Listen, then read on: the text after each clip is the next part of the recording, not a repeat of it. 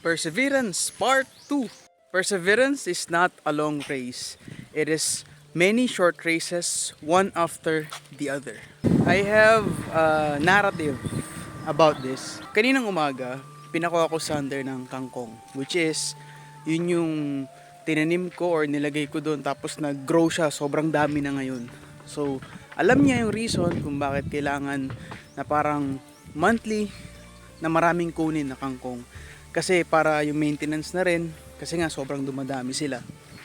And then sabi ko sa kanya, dapat madami sobrang dami. And then yung kinuha niya, sabi niya, okay na to. Ang onti pa din. Sabi niya, ang init, naiinitan ako. Sabi ko, kumuha ka pa. Sabi ko, madami. Tapos nung kumuha siya, tapos ngayon, kani-kanina lang tinignan ko, ang dami pang hindi nakuha.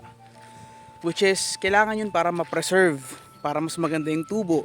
To cut the long story short, ang point is, iniisip natin na ang buhay dapat nagpe-persevere tayo para makapagtapos, para makapagpatayo ng bahay.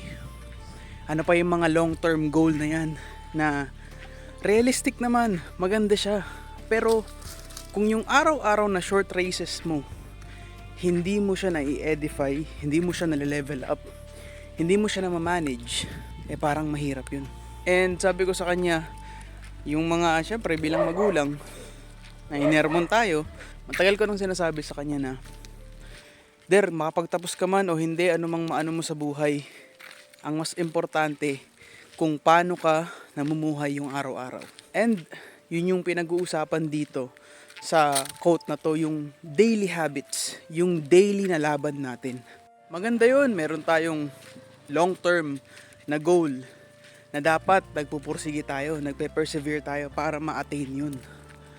Pero, hindi ba't mas maganda, along with that, accompanied nung long-term goal natin, yung perseverance natin araw-araw para gumawa ng videos, maglakad, mag-exercise, gawin yung mahirap na parte, hindi lang yung puro malaking result palagi. One thing din na lagi kong sinasabi sa mga kapatid ko, sa anak ko, even sa wife ko, even sa sarili ko, paano mo masasabi, paano mo ma-achieve yung excellence if sa daily life mo, hindi mo siya napapractice, hindi sa'yo nakikita. So yung excellence, masasabi mo nandun yun sa isang tao, kung araw-araw, meron siyang consistency doon sa bagay na ginagawa niya. Alam niyang i-prioritize yung long-term goal niya, at yung short term. And on a day-to-day basis, nakikita mo na kaya niyang alagaan sarili niya at yung mga task na kailangan niyang gawin. With that being said, our personal question for this video is, ano yung mga short races everyday, yung daily races, daily short races na parang nahihirapan ka? Na hindi mo siya ma-practice consistently. Hindi mo pa siya mapagtagumpayan araw-araw confidently. Ako, I'll answer this. Kami ni Sander this summer, hindi na kami consistently nakakapaglakad weekly or maybe every day. Kahit na ang long term namin na gusto is yung magandang kalusugan, 'di ba? Okay yung health namin, pero nane-neglect din namin paminsan-minsan na makapaglakad, no, mag-enjoy, magkaroon ng mindfulness sessions. Hindi ko sinasabi tong mga to dahil perfect ako. Hindi ko sinasabi tong mga to kasi araw-araw na pagtatagumpayan ko yung mga short races na nagfe-fail ako. Pero sinasabi ko to at ginagawa ko to kasi gusto kong i-remind yung sarili ko na hindi na lang ikaw yung nabubuhay. Hindi lang dahil maraming nakatingin, pero gawin mo to dahil dun sa pangarap mo. Ipanalo mo yung mga maliliit na bagay, yung araw-araw na laban.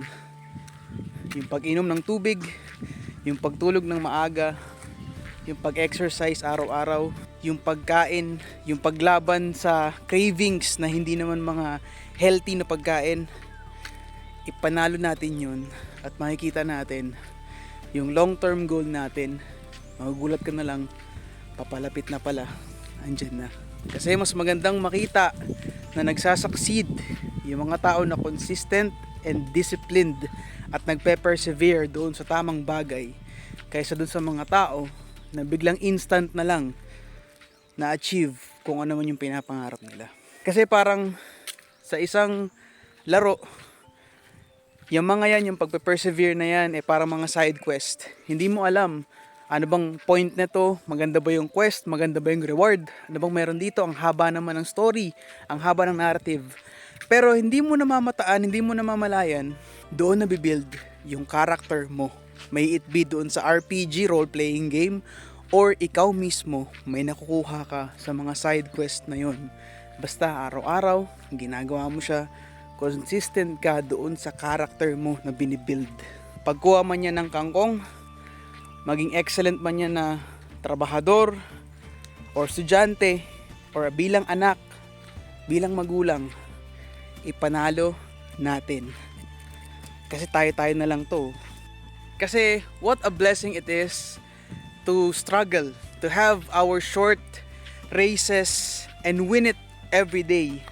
And I think yung mga taong nakaka-appreciate nun at yung mga gustong ipanalo yung mga short races nila, ilaban yun yung discipline, is ito yung mga tao na na-appreciate at nakikita nila kung ano yung nagagawa nun sa para sa sarili nila.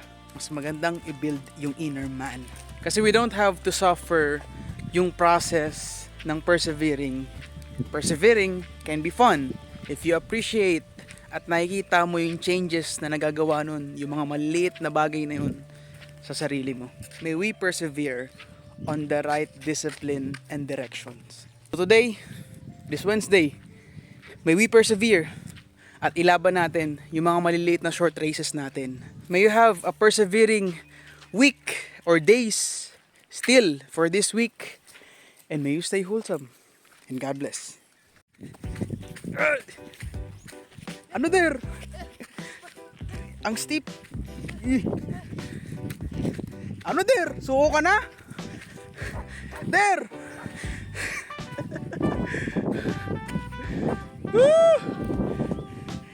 Ano yun der? Ang gandang tignan kapag ka na-overcome mo na yung mga short races na yun.